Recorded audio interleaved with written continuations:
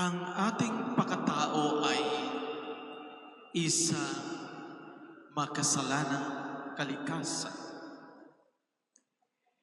We are prone into sin at we are capable of committing sin.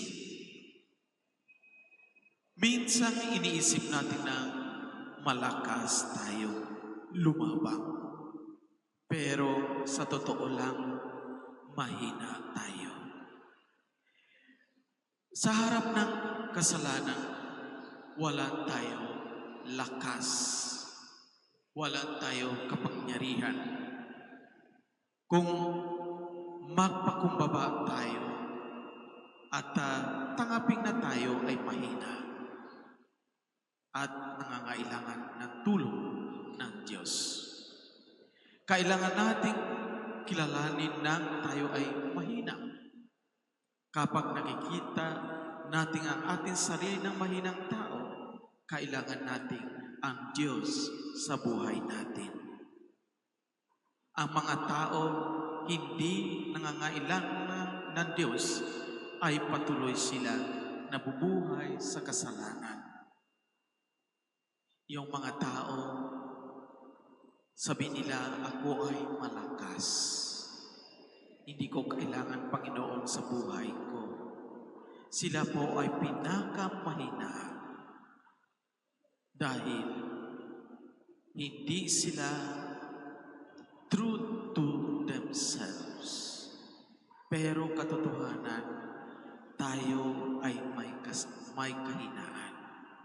Tayo ay tao capable of committing sin.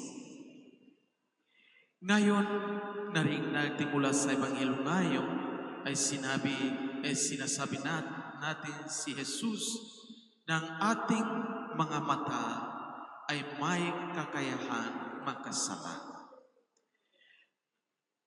Ang ating mga kamay ay may kakayahan gumawa ng kasalanan at pati na rin ang ating mga paa.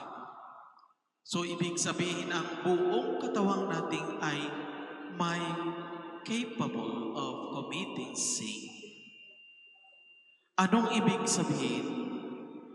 Kung ang iyong mga mata ay nagdadala sa iyo sa kasalanan, putulin. Mas mabuting pumasok sa kaharian ng Diyos ng isang mata kaysa sa dalawang mata papunta sa impyerno. Jesus reminds us to have self-control. Makaroon tayo ng pagpipigil sa sarili. Self-control. Ang self-control at disiplina sa sarili ay maaaring mabawasan ang hilig nating makasama. Self-discipline, self-control, it is the way to lessen our sin. Kung wala tayong self-disiplina, wala tayong self-control, patuloy pa rin makasala. Control sa isip natin, control sa mata natin, control sa bibig natin, control sa lahat ng katawan natin. Kung ganyan, we can lessen the opportunity to commit sin. So mga kapatid, i-pray para sa sarili natin at i-recognize, lalo-lalo i-recognize pakumbabaan sa sarili natin. I-recognize natin ang sarili natin, tayo ay mahina. Kapag tayo i-recognize tayo mahina, kailangan tayo Panginoon sa buhay natin.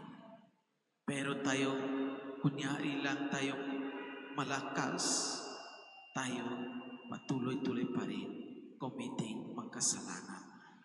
So we pray, sana ang self-discipline natin at self-control natin ay magiging isang paraan para bawasan ang kasalanan.